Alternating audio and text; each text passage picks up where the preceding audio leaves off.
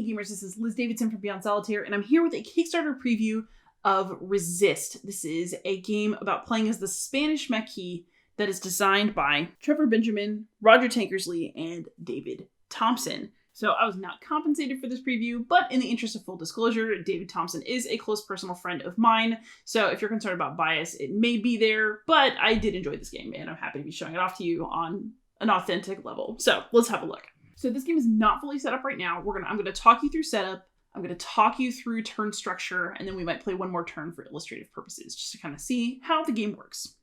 But in this game, you are the Spanish Maquis. You are the resistance movement against Franco. And the goal of this game is to complete missions.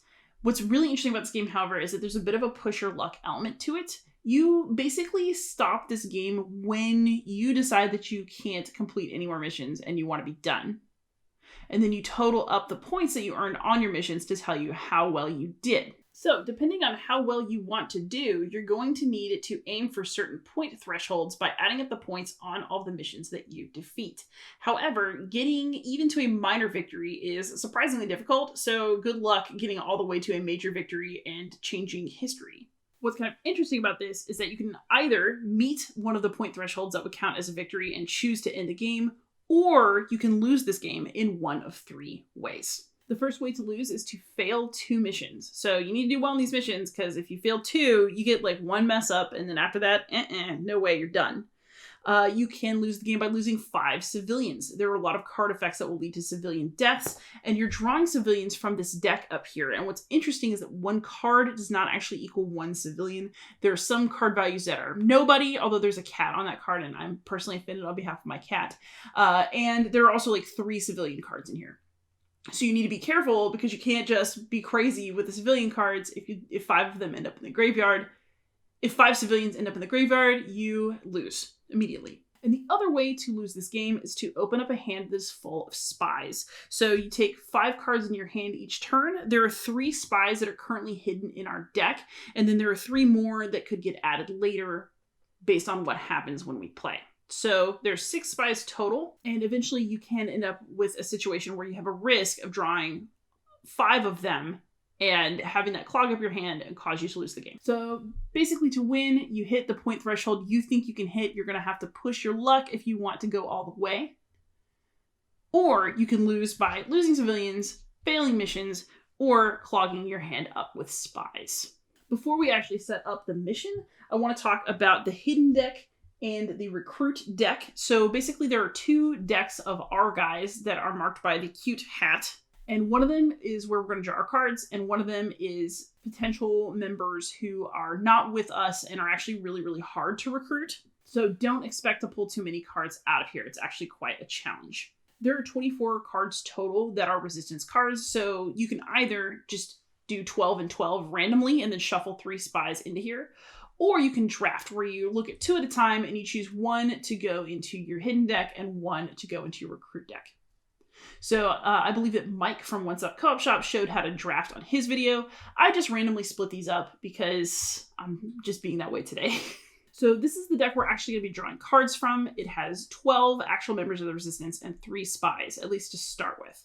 And this one has 12 potential recruits, but who knows if we'll actually get any. Up here we have enemy cards, and I'm going to be showing you how to distribute those across missions momentarily. And then, of course, these are our civilian cards.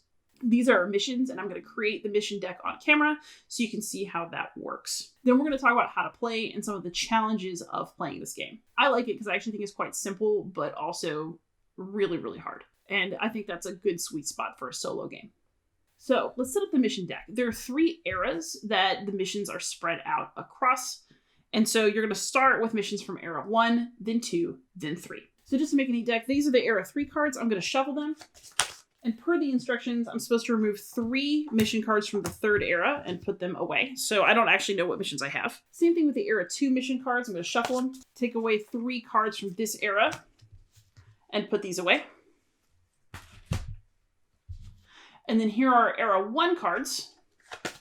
And according to the instructions, 4 of these are going to go back in the box. So you see 4 of them in the game, and then 4 of them you don't. So you get different mixes of missions for your first setup. So these 4 are going back to the box. Now I have a mission deck. I'm not going to shuffle it because 1's on top, 2's in the middle, and 3's in the bottom. That's just how I want it. And we're going to deal out the initial missions and then put this deck off to the side because you don't actually need to see it on camera. So what's going to happen now is we are actually going to flip the 4 first era mission cards over, and they're going to form our initial set of missions that are available to us to complete.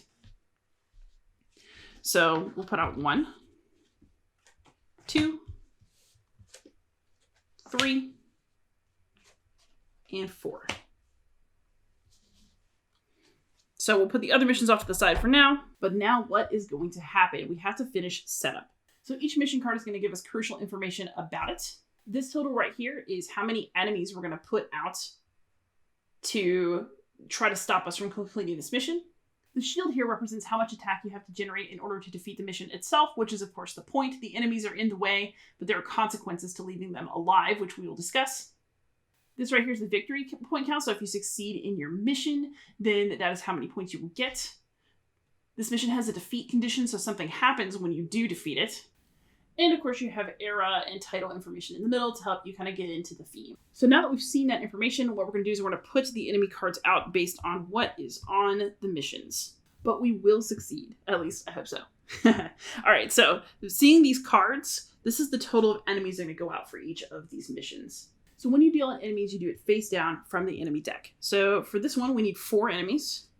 You're just going to have to pretend there's an invisible line between these missions. One thing that I think would be great for this game, and I think there's going to be one, is a playmat, because keeping it organized is probably the hardest part for me. It is a bit of a table hog, but as you'll see, gameplay is super simple.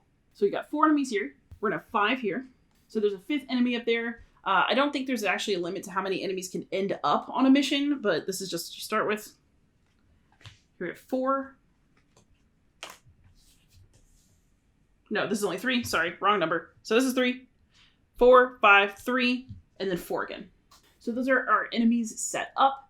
Don't forget there is a 5th one up here. It's just kind of high up. You can't see it.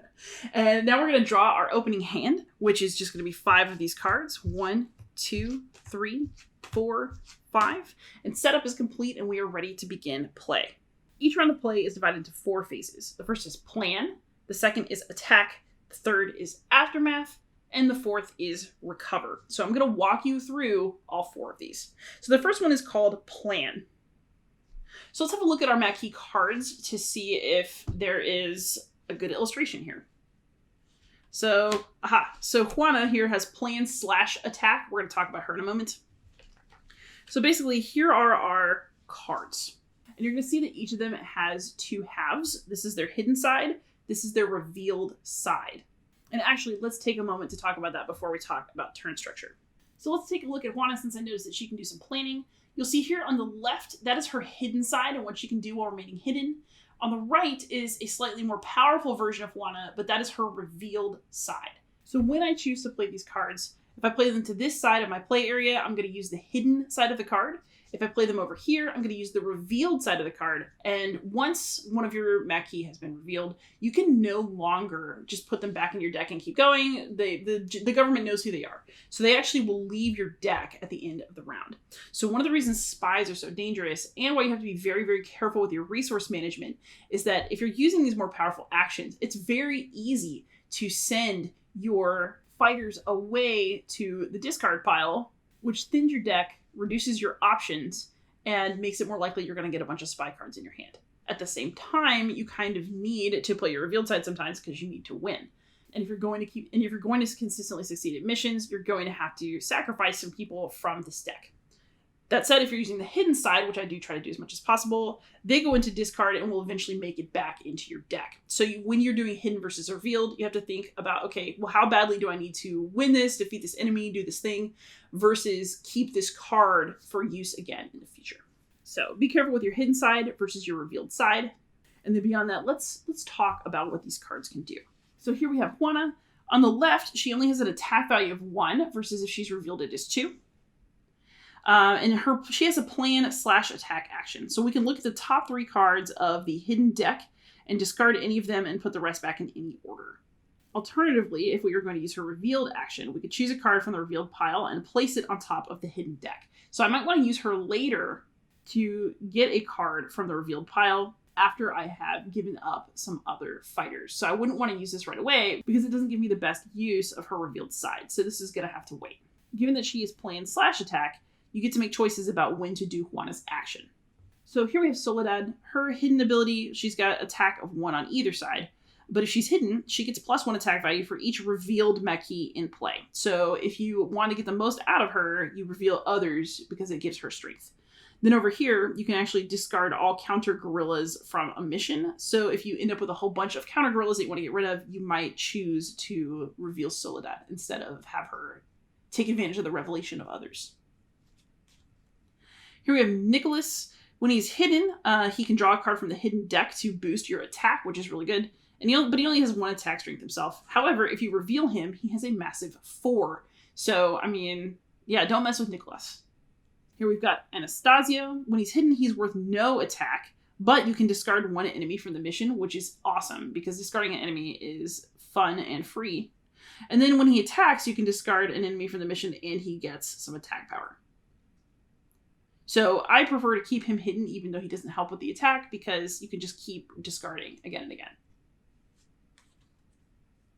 And then we've got our girl Ramona. She attacks for 2 either way. She's tough. But she has a plan action if you want to plan with her. So you can look at the top 3 cards of the recruit deck and put any number on the bottom and then the rest back on top. So this is best used in conjunction with maybe a card that's going to let you get something from the recruit deck. There are some out there. Or you can choose to just attack and it lets you draw a card from the recruit deck and put it in your hand. So Ramona is one of the cards that lets you get something out of the recruit deck, even though mostly you're dealing with hidden. And those are our people. So let's see what we want to do in terms of planning and then going through the rest of this phase.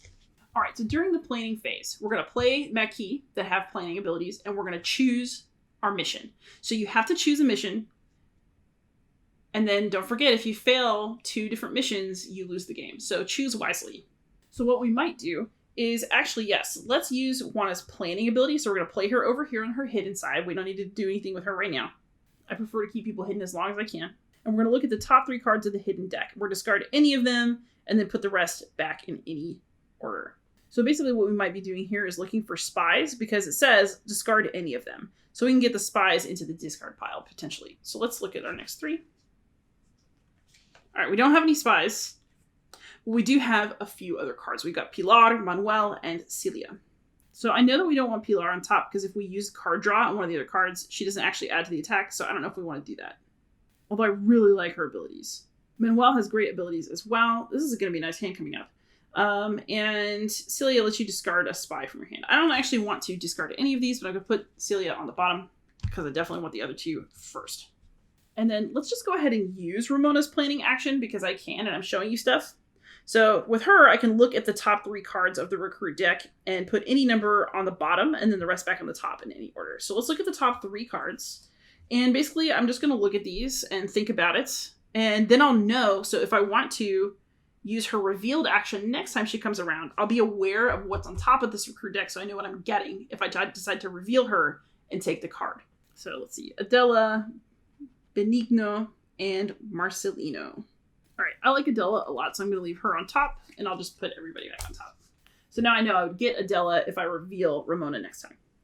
So that's all the planning that I can do based on the hand that I have. Our other buddies here only have attack actions. So planning in terms of playing my key cards is done. But now we have to choose a mission, and I really don't know what to choose because we're not doing amazing on the attack value here. We're going to have to draw something. So we have 1, 2, 3, 4, 5 attack. We have to defeat whatever mission we go for. So destroy the barracks looks good because it's 4. We could go for 5, but the thing is that there are consequences to leaving enemies alive. So I want at least a chance of doing something against the bad guys, so to speak. So let's go ahead and decide that we're going to go try to destroy the barracks. When we defeat it, there is an effect. We're going to have to add a face-down enemy to all other missions. So even if we win, we still lose just a little because that's the nature of this game. All right, so let's go ahead and we're going to choose our mission. And now we're going to flip the enemy's face up because that's what you do. So we've got, a counter gorilla, another counter gorilla, and yet another counter gorilla. I thought I shuffled this pretty well. But hey, it's going to help us use an action. So actually, I'm going to show you something cool with this. But let's go ahead and look at these guys before we do anything. So this counter gorilla has an ability called Survive. And basically that means that if you leave them alive at the end of the mission, they do the thing on the card. So in this case, they draw a civilian card face up and put it in the graveyard. In other words, let's say that I do decide to just go for this mission and leave these guys alive. I could lose the game off of civilian deaths just from leaving these guys alive and letting their survive action trigger. They also have different defense values, so 1, 2, and 4. So we're going to need to generate a certain amount of attack to get at these guys. There's the 4. So now we're going to look at our cards, and you have to play all of your Meki. You can't just like let them sit in your hand from turn to turn. So we're going to go for broke here. However, what I do have is Soledad. She has a special action where if I reveal her, she can discard all counter gorillas from this mission. So I can literally use her to take all of these guys out. And actually, I swear I did not plan this. I just came home from work and set this up. That is crazy, and I've not had this happen before. That's wild. I've maybe used her to get rid of like 1 card. So it won't usually work out this well, but we're absolutely going to reveal her because she is going to take out all of the counter gorillas for me, which is super great. Dang. Then we'll just put everybody else on hidden. So once you've done that, these are our hidden guys. We're going to put them in our discard. This is Soledad. She's going to leave our deck, but her action is just too good to pass up. So the other thing you're going to do is you add up your attack. In this case, it would be attack against the mission. So we have 1, 2, 3, 4, 5. So we count the hidden numbers on the people who are hidden and the revealed number on Soledad, who is revealed. Not that it changes anything, but so that's a total of 5 attack plus her action. So her action is discard all counter gorillas from the mission. So these guys actually all just go away, which is insane. But then our 5 attack can be used to overcome the mission, which has a defense of 4. So we've actually defeated this mission. And we will 100% just play another mission so you can see something a little nastier because that was like too easy. So when you defeat a mission, you go into the aftermath. So you check for civilian loss. We've not lost any civilians. We check for the mission outcome. We do not lose because we have not failed 2 missions. In fact, we have not failed any just yet. And then we decide, do we end the resistance? And so if I was thinking like, oh, maybe I don't think I can win next round. I'm getting some kind of victory. I could choose to stop here. But heck no, we're not ending this resistance. Let's go. So instead, we're going to do the recovery phase. So we're going to clean up our played Meki. So that means that we're going to clean these guys up. They're going to discard. Soledad is going over here. She is discarded, but not going back into our deck. And then we check for a spy loss. So that means that we're going to draw our next hand. So we'll draw 5 cards. 1, 2, 3, 4. I'm going to have like 3 spies. Oh my God, 5. Okay, so that means I know the spies are coming. Oh, I'm going to have a really crappy round because of these guys. But whatever. So now we're going to put out our new mission. And this one is attack the counter gorilla headquarters. Oh, and looking at the defeat makes me think. I forgot one thing. For defeat, I defeated this mission, but it wasn't over. I have to add a face-down enemy to all other missions. So this one wasn't out yet, so I'll add to this one, and this one. So basically there are other enemies up here now that y'all can't see, but I'll bring them down if those are the missions that I choose. And then we're going to put 4 here. 1, 2, 3, and 4. All right, so now we've once again got 4 missions to choose from. If you fail one, basically what happens is you only have 3 left to choose from. Like the space doesn't refill if you lose. You just kind of like flip it over and it blocks the space off, which is terrible. And then now we're going to actually go into another round of play. All right, so we've got our people and we are going to have to choose a different mission. It's going to be a little tougher. Let's see how it goes. All right, so we've got Ricardo. He gives us some draw power, which is cool. And then half the defense value of the mission rounded up if he's revealed. So I can make the defense value go down and help us, which is kind of cool. So we're gonna look at him for maybe some revelation later. Now we got Roberto. He lets me manipulate the enemy deck a little bit with his planning action. When revealed, he is scary. Very nice. Here we have Celia. When you have her, you can discard a spy from your hand. But sadly, I don't have any of those. Or if you use her revealed action, you can choose a card from the revealed pile and place it in your hand. So that's kind of cool. So I could get somebody like Soledad back. And then here we've got Manuel. I can flip all the enemies on one mission face up, which I will definitely do. Let's have a look around. Or if I reveal him, I can remove a spy in my hand from the game. So it's a good way to do spy management. And then Pilar also plans. I can flip some enemies and discard one, which is really cool. or I can ignore a mission effect, which is also cool. So now we're entering the start of the turn. All right, so first is plan. We're going to play some mech key with planning abilities. So I definitely want to do something with Pilar, and I definitely want to do something with Manuel. Celia's planning means nothing to me, and I don't really care about Roberto's right now. So we're just going to keep them to the side. So the thing is, Manuel and Pilar bring up an interesting issue in the game. You can't do one of your Mackie actions unless you can do the whole thing. So Roberto lets you flip all enemies at one mission face up.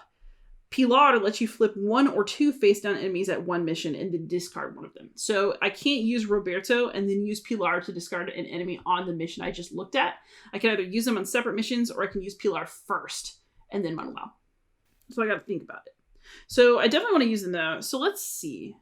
I want to have a peek. I want to use them maybe across 2 different missions. So what looks like it's going to be the easiest to beat? I think I want to maybe try recon at the mountain pass. There are 5 enemies here right now, which sucks.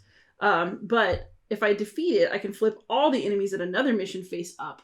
Plus it's got 5 defense, which means that I can probably get it on the attack that I feel like I can generate this turn. Like I've already got 5, and depending on what kind of enemies we're looking at, I can decide if the risks are worth it.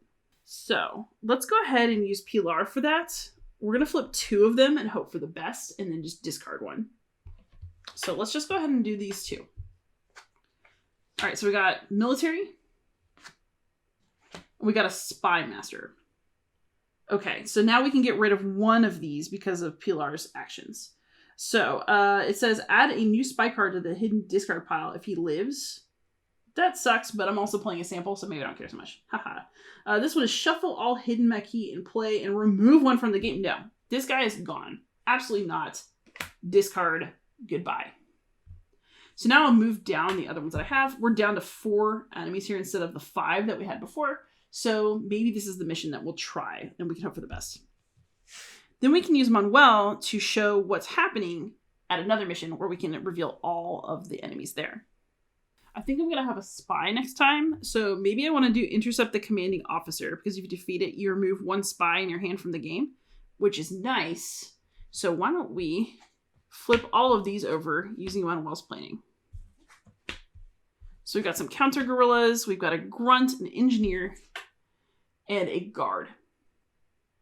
I'll just put him here for now. So we can see all of the enemies that are here. We actually don't know what we're going into here. But if I'm going to plan to try this particular mission later, I know what's there.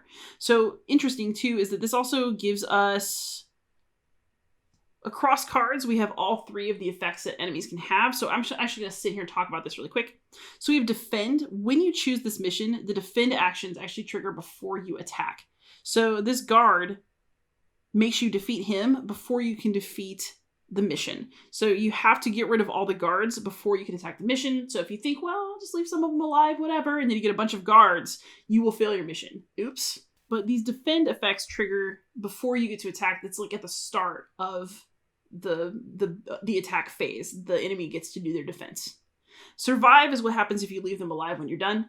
And defeat is the consequences of beating them. So sometimes something good happens when you defeat a mission or an enemy, and then other times they like hurt you on their way out of the world. So you'll just have to see what happens.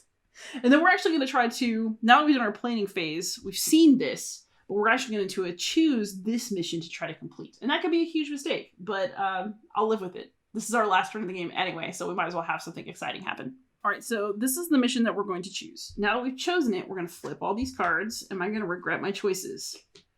It's not great. This is not great.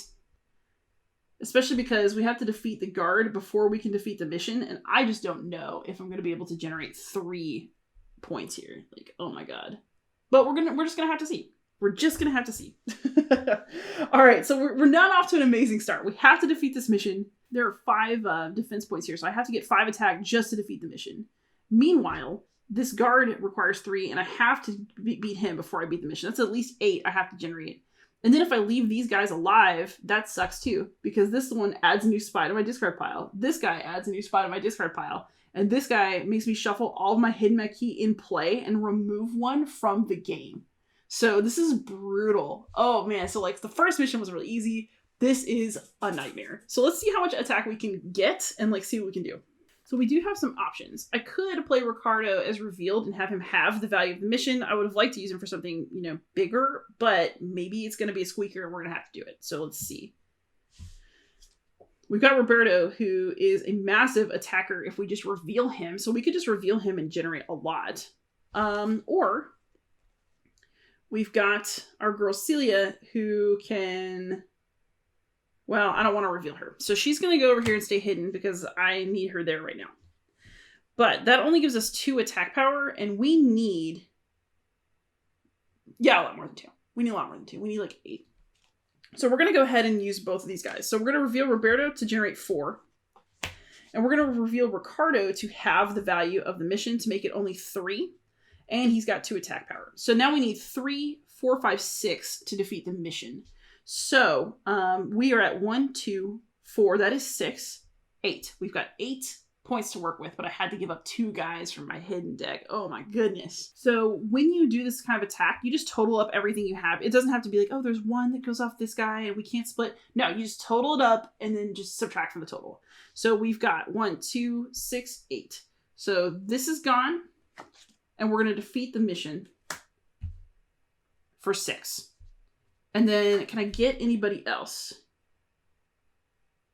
I can. We are going to defeat the Spy Master for 2 because I don't need any more extra spies in my discard pile. So he's going to go. And the mission is defeated. So this is going to go in our little pile. That was a lot of loss for 1 victory point, by the way. Pathetic. Pathetic. I need like 14 to get a minor victory. This is rough. Actually, I just checked and it's 15. I need 15 points to get a minor victory. I'm at like 3. So now that these guys have survived our attack, their survive actions are going to go off. So this one is going to put a spy into the discard pile. So here's another spy. Great. And then this guy is going to make me shuffle all of my hidden marquee in play.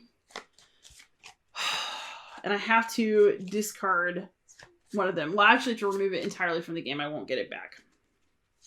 So we've lost Celia. Bummer. So Celia's just gone. That sucked. These other 2 will go to discard. These guys will go to the revealed pile. And these 2 cards that survived actually don't stay here. They go to discard. So now that we resolved all that, we are in Aftermath. We checked for civilian loss. There is none.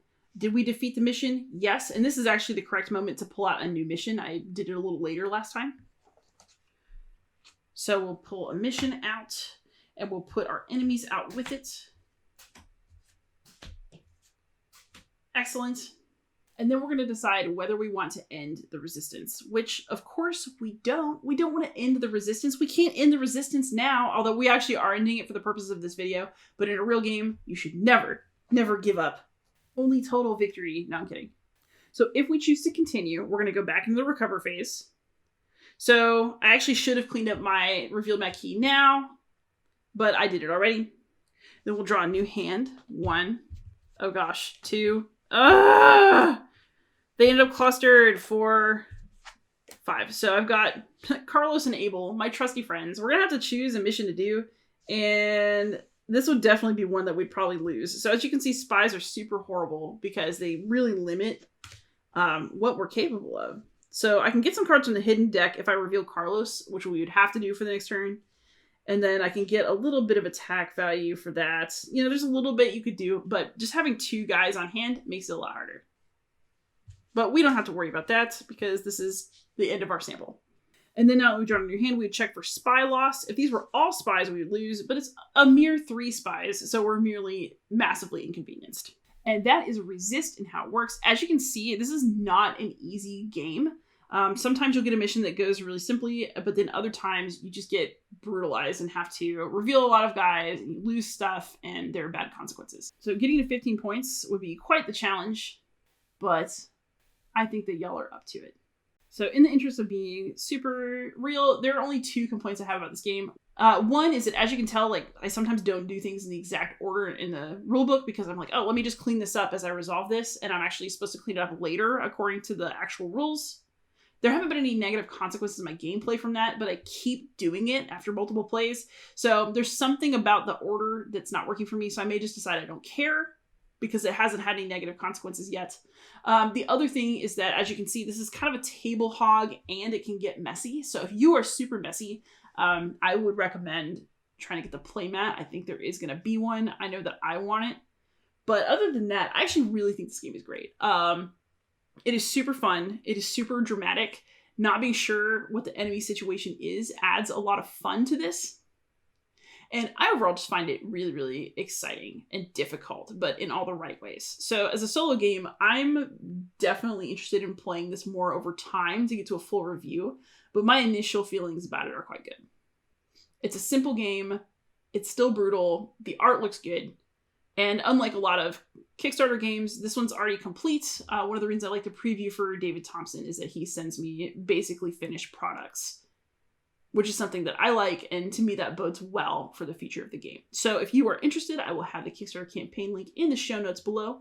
And if not, I hope that my video helps you make that decision, because that's what I'm here for. Thanks so much for watching. Please like and subscribe, and most of all, happy gaming.